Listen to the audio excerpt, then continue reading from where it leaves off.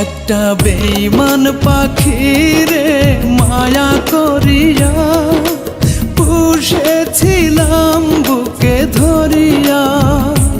একটা বেঈমান পাখিরে স্বর্গ করিয়া বেঁচেছিলাম তার মুখ দেখিয়া।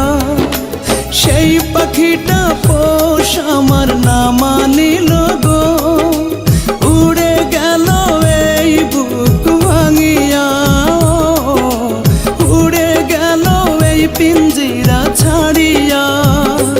একটা বেঈমান পাখিরে মায়া করি